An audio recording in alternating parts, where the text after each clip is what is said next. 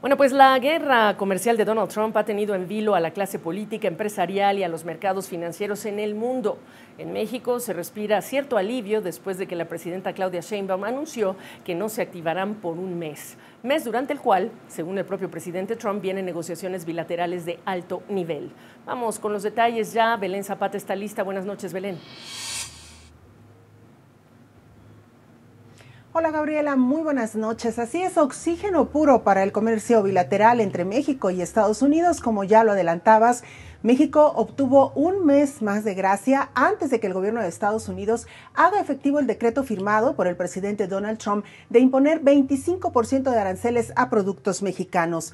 Con una sonrisa y de bastante buen humor, la presidenta Claudia Sheinbaum hizo el anuncio esta mañana durante su conferencia de prensa luego de sostener una llamada telefónica con su homólogo estadounidense. Una conversación que dijo inició a las 8 de la mañana de este lunes, hora del centro de México, y que se prolongó por espacio de media hora hasta 45 minutos. El aplazamiento de esta medida se obtuvo a cambio del compromiso de México de enviar 100,000 elementos de seguridad a su frontera norte que comparte con Estados Unidos para frenar el tráfico principalmente de fentanilo, según la presidenta.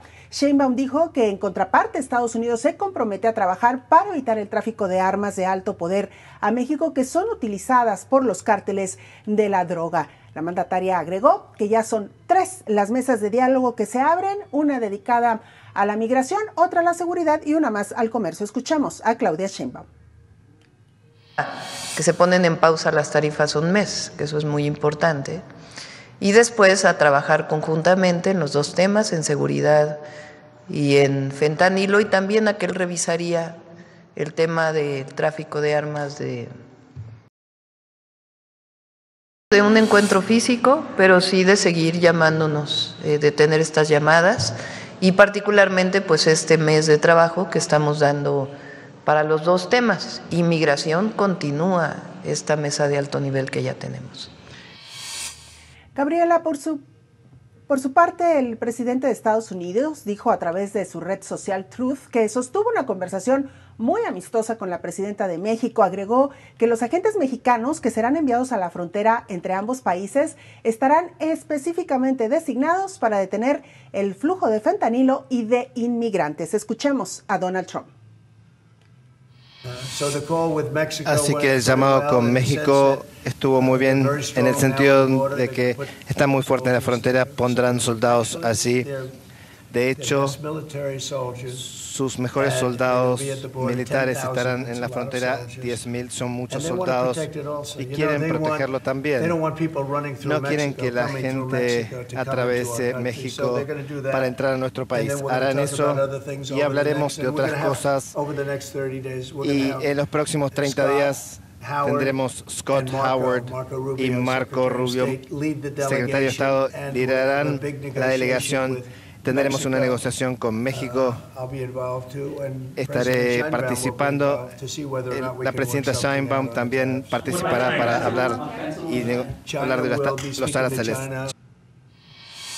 Gabriela, recordemos que el nerviosismo y la incertidumbre surgió precisamente el sábado cuando Donald Trump firmaba esta orden ejecutiva de 25% de aranceles para productos mexicanos. Desde entonces, la presidenta dijo que enfrentaría esta crisis con cabeza fría, con diálogo permanente entre iguales y sin subordinación. Gabriela, la información esta tarde. Gracias, Belén. Belén Zapata con lo último de esto que ha ocurrido en esa relación bilateral. Vamos ya a incorporar a un experto, Gerardo Rodríguez Sánchez Lara, experto en seguridad, profesor de Relaciones Internacionales en la Universidad de las Américas, Puebla. Gracias por acompañarnos. Vamos a hablar en términos operativos de cuántas tropas hay hoy en la frontera, cuántos elementos y qué es lo nuevo, Gerardo, que se ha anunciado hoy, para ser realistas. Pues sí, es un esfuerzo importante de México, el envío de 10,000 nuevos elementos de la Guardia Nacional. Aproximadamente debe de haber en toda la frontera aproximadamente la mitad de esos elementos que están desplegados sobre todo a lo largo de los estados de Sonora, de Chihuahua, de Tamaulipas, de Nuevo León. Entonces, sí es un esfuerzo importante que va a tener dos vías. El tema de controlar los pasos de droga que vienen de Sinaloa, de Durango y de Chihuahua principalmente, y que pasan por los puertos terrestres de Tijuana y de Ciudad Juárez. En los últimos 6 meses se han hecho decomisos muy importantes, tanto de fentanilo como de pastillas con fentanilo. Así es que va a abonar, sí, pero creo que también va a abonar para el tema que no comenta la presidenta Claudia Sheinbaum, y es el apoyo de la Guardia Nacional al Instituto Nacional de Migración para reducir el flujo de migrantes provenientes de otras partes del mundo con el fin de llegar a los Estados Unidos, Gaby. Ok, ese dato es importante porque en el caso de Canadá se habla de una masiva inversión en la frontera, inversión que fue anunciada hace días, ya hace más de una semana en el caso canadiense. Queremos saber qué es lo nuevo de este anuncio. Ahora, ¿habla Estados Unidos o el compromiso de Estados Unidos de frenar el flujo de armas de alto poder a México? Este es un tema crítico que data incluso de tiempos del presidente Felipe Calderón, cuando hablamos del 70% de las armas que se incautan que llegan desde Estados Unidos. Sí, pero la verdad es que Estados Unidos no tiene ni interés ni dinero, le ha invertido a la ATF, la Agencia de Control de Armas de Fuego y Explosivos, para reducir este flujo ilegal hacia México. El compromiso de la ATF pues es importante, ayudan al registro de las armas que son decomisadas en México. En cuestión de horas, saben en qué armería de Estados Unidos se compró con el número de serie de las partes de las armas, pero no va más allá de ahí. También hay que decirlo, muchas de las armas que se compran en Estados Unidos no se compran de manera legal en las armerías, se compran en las famosas ferias de las armas, que normalmente están los fines de semana y que son un centenar de ferias en donde los estadounidenses hacen trueque o venden sus armas a el mejor postor, ahí en esos bazares, estas ferias de armas que se establecen en los mercados públicos de Estados Unidos. Ahora, Gerardo, importante, ambos hablan de una buena conversación, de una conversación positiva.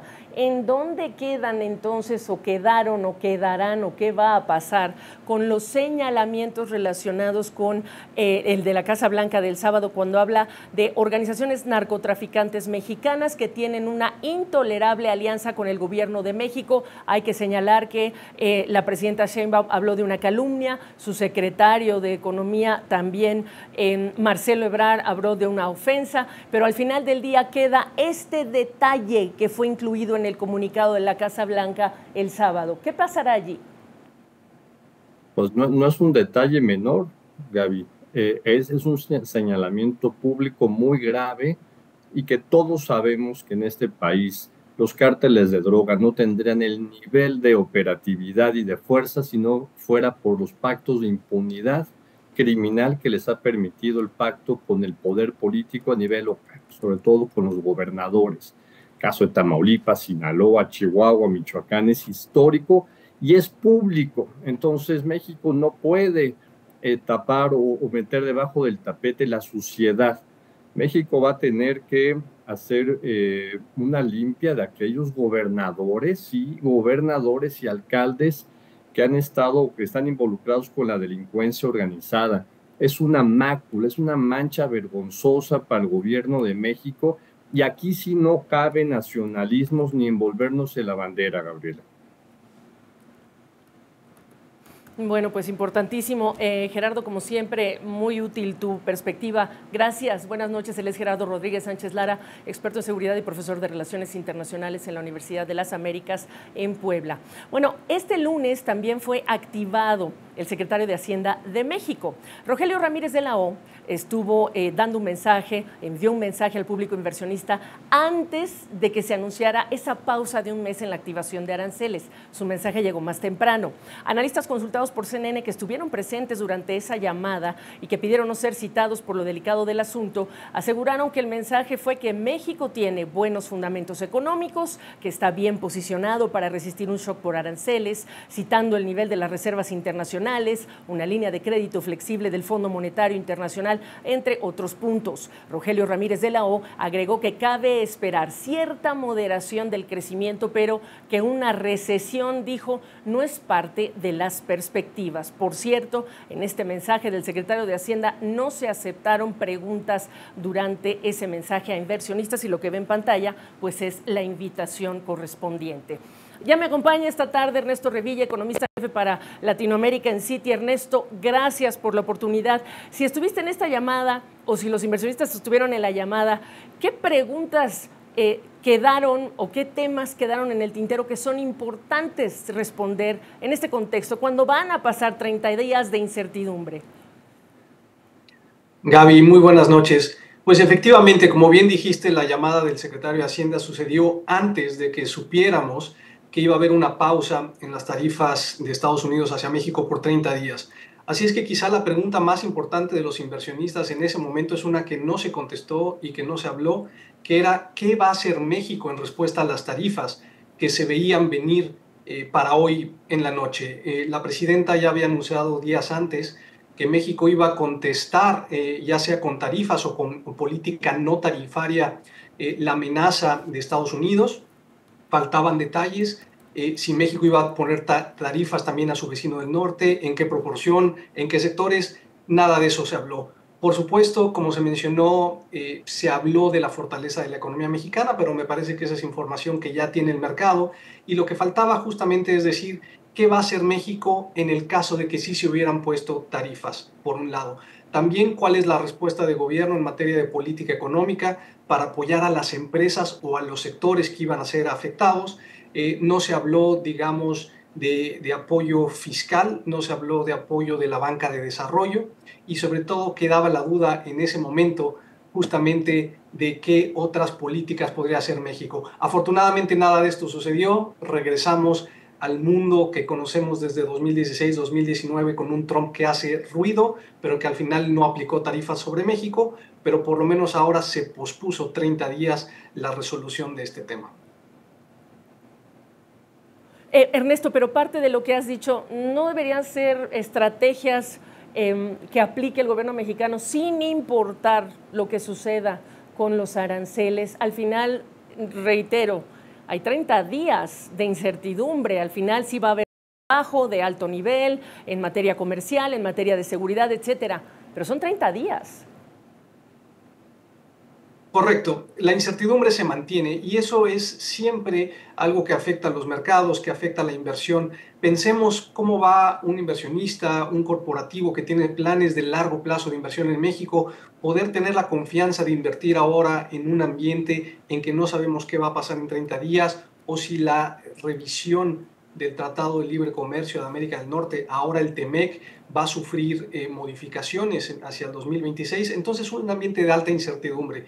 ¿Qué tiene que hacer México? ¿Qué tiene que hacer un país que se enfrenta a estas amenazas? Seguir fortaleciendo su política doméstica, su mercado interno, sus fundamentos macroeconómicos, anunciar planes de desregulación, de apoyo a las empresas, de quitar las barreras a la inversión, al financiamiento local, y nada de eso estaba todavía sobre la mesa. Todavía México, la presidenta se guardan sus cartas, todavía no acaba esta negociación. México no mostró, a diferencia de Canadá, qué es lo que iba a hacer en materia de ponerle tarifas de regreso a Estados Unidos. Eso quizás sea una buena estrategia en materia de que todavía existe la posibilidad de que de 30 días no se llegue a un acuerdo y México puede causar algo de dolor también en algunos sectores de Estados Unidos. Esperamos que no lleguemos a esa guerra comercial, pero si algo sirvió este episodio es recordarnos que tenemos mucha más incertidumbre en el comercio global y una época en la que ya tenemos mucho mayor proteccionismo en todos los países.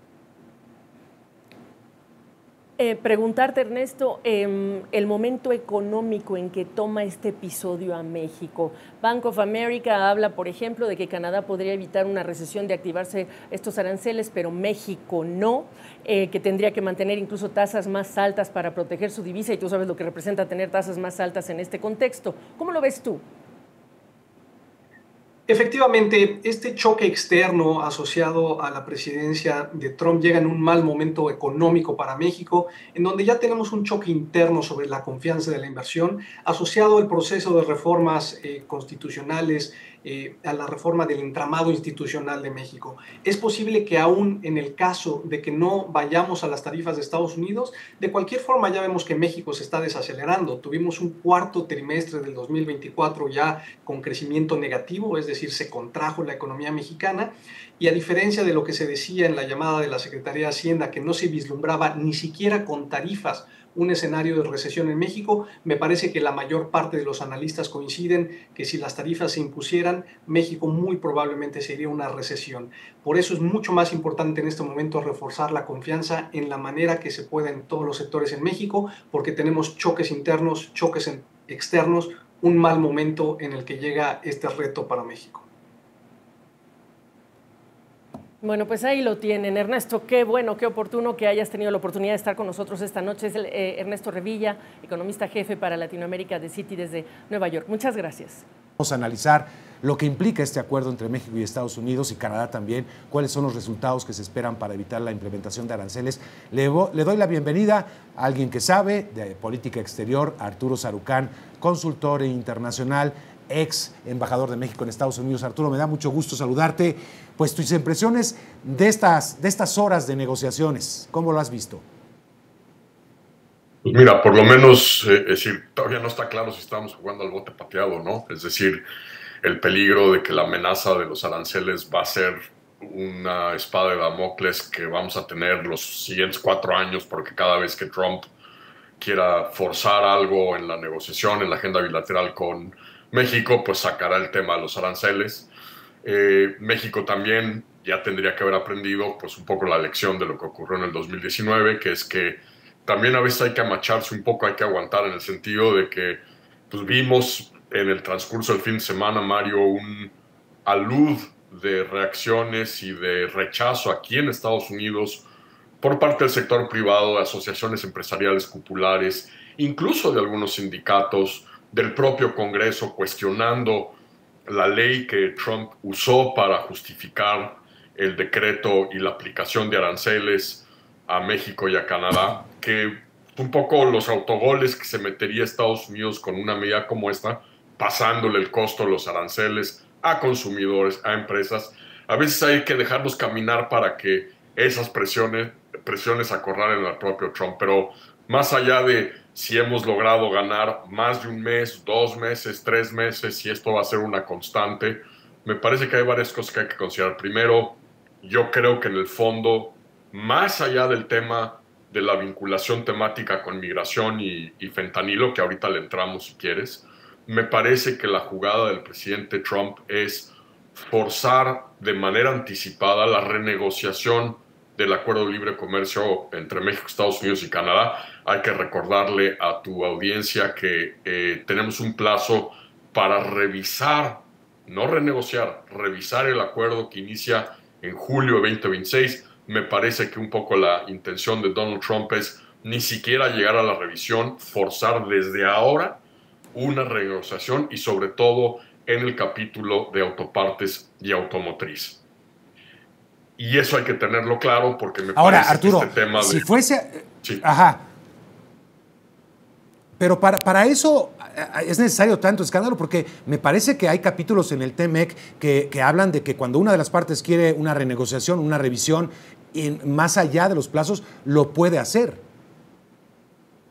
Sin duda, pero Donald Trump no conoce el texto. Hay que recordar que todo esto ha ocurrido, Mario, sin un secretario de Comercio confirmado, sin un representante comercial confirmado. Las audiencias empezarán a mitad de esta semana y que por lo tanto esta decisión, y la decisión sobre todo de aplicar aranceles generalizados y no específicos, que es como algunos al interior del equipo de Trump pugnaban por hacer, es el resultado directo de que quienes tripularon esta decisión no son las burocracias en comercio o en USTR, no es un secretario de comercio ya confirmado, no es un representante comercial, fueron el arquitecto de las políticas y posiciones más duras de Donald Trump, Peter Navarro, ahora asesor especial del presidente en la Casa Blanca, y el jefe de gabinete adjunto Stephen Miller, que es un poco el cancerbero de las políticas de mano dura del presidente Donald Trump. Son ellos quienes tripularon este proceso que llevó a la redacción del orden ejecutivo. Entonces, por eso un poco parece haber estas inconsistencias entre pues, el tamaño de la amenaza y, digamos, 2 conversiones telefónicas, haber resuelto posponerlas. Me parece por eso importante subrayar lo que creo que está en juego en la cabeza de Donald Trump, que es la renegociación anticipada del acuerdo y ciertamente la vinculación con los temas que realmente le importan también, que son migración y los controles migratorios en la frontera, y particularmente el tema del fentanilo, que es donde me parece que está la verdadera víbora envenenada en el decreto presidencial que anunciaron el sábado, porque por primera vez en la historia moderna de la relación, Washington acusa directamente a un gobierno mexicano de estar coludido, de estar en alianza, para usar las palabras del lenguaje del decreto presidencial, con el crimen organizado y con el narcotráfico, lo cual pues, es un tema bien complicado, porque además, si se hubiera quedado allí, pero entre el decreto y esta mañana, Elon Musk, el empresario que ha apoyado a Donald Trump, el vicepresidente Vance y el propio secretario Rubio han hecho eco del lenguaje de la orden ejecutiva en sus cuentas de redes sociales para hacer hincapié en este contubernio entre el gobierno mexicano y el crimen organizado. Sí, ahora ese fue el tema que más molestó en México, tú lo sabes bien, Arturo, una reacción de la presidenta a través de redes sociales hasta esta llamada donde ya no se volvió a mencionar del tema. Difícil el tema del fentanilo y del crimen organizado. Es fácil dar resultados en materia. El tema, ¿no? Sí, parecería que no se abordó el tema. Ahora, ¿cómo dar resultados en materia de fentanilo, más allá de los decomisos? Pues solamente bajando los datos de muertes por fentanilo, cosa que no es de corto plazo, Arturo. Sin duda, y tampoco incluso las acciones que pudiera instrumentar el gobierno mexicano, porque no solo se trata, Mario, de un ajuste táctico, como ha venido haciendo el nuevo gobierno mexicano en la lucha contra el crimen organizado, se necesita un cambio de paradigma estructural con toda una serie de acciones colaterales que impactan la capacidad de confrontar al crimen organizado y de blindar, proteger, mejorar el Estado de Derecho, cuando además, para acabarla de amolar, tienes encima la reforma judicial que te abre las puertas al crimen organizado, colocando a modo jueces a nivel local, estatal o federal. México y Estados Unidos pactaron una tregua, ya lo hemos dicho, incluso antes de ir a la guerra comercial, arancelaria. Los mandatarios de ambos países anunciaron que a partir de este lunes pausarían por 30 días las tarifas del 25% que habría impuesto el gobierno de Donald Trump. En contraprestación, Claudia Sheinbaum dijo que enviaría a la frontera compartida 10,000 elementos de la Guardia Nacional. El acuerdo se fraguó rápidamente antes de que tuviera consecuencias, pero no es el caso de Canadá y China. Esta situación podría significar una oportunidad para México de negociar con más fuerza, teniendo una posición privilegiada. Vamos a hablar esta tarde también con nuestro invitado Óscar Ocampo, coordinador de Energía y Medio Ambiente del Instituto Mexicano para la Competitividad. ¿Cómo estás, Óscar? ¿Cómo estás viendo las cosas sobre este tema? ¿Qué tal, Mario? Buenas tardes. Encantado de platicar contigo y tu auditorio el día de hoy. Así es, a ver, digo, en primer lugar, recalcar que ganó América del Norte, ¿no? Ganó la racionalidad al final del día, pero hay que tener muy claro que no nos van a quitar la amenaza de los aranceles, ¿no? Esa espada de Damocles va a estar sobre el gobierno mexicano durante los siguientes 4 años y hay que prepararse para eso.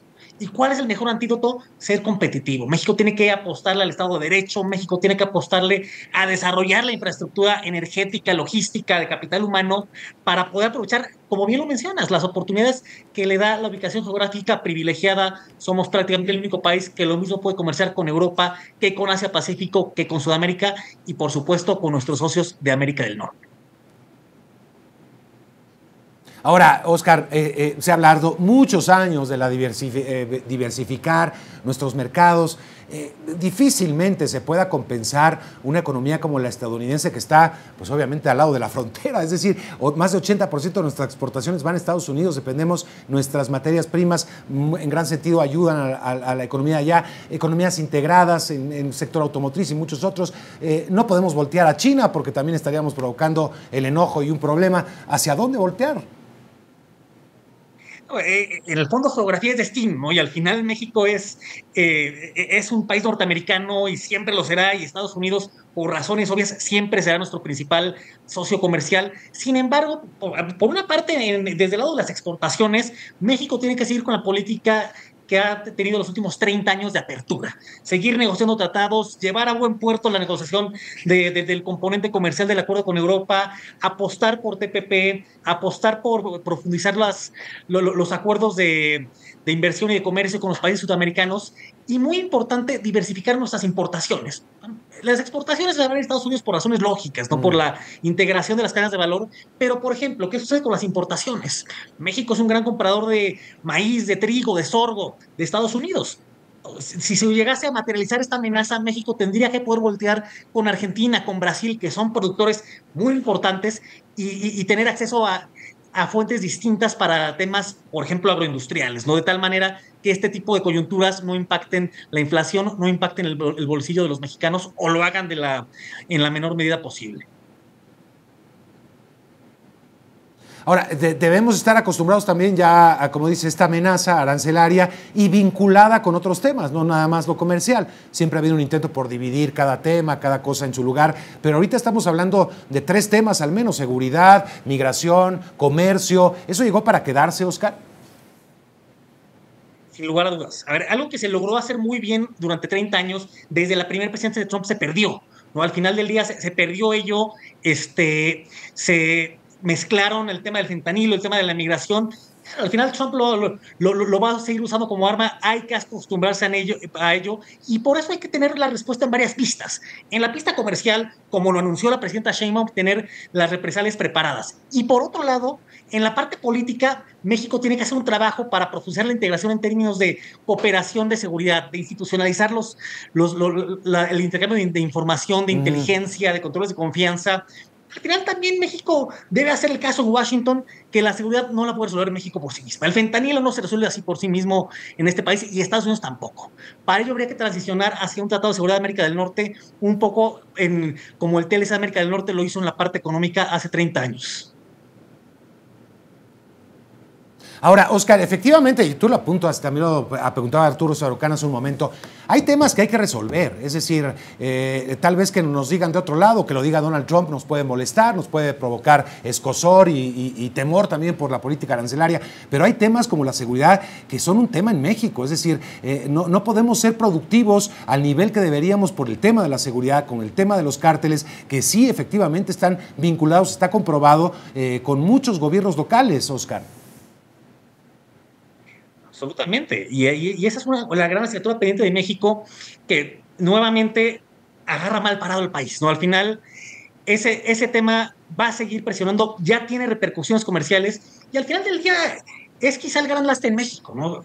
Más allá de la infraestructura, más allá de la educación, más allá del capital humano, el gran lastre que no deja a la economía mexicana explotar su potencial es la extorsión, ¿no? Y el gobierno mexicano tendría que tener una política de cero extorsión. Tendrías que estar atacando la extorsión a comercios, a los productores aguacateros, al limón, y eso va a tener que hacer un caso creíble ante Washington de un combate serio para minimizar que se vuelvan a presentar este tipo de circunstancias que van a seguir los siguientes 4 años. Tenemos que aprender a vivir con eso, y tenemos que tomar las medidas para que nos agarren bien parados. Y eso está en las manos de México.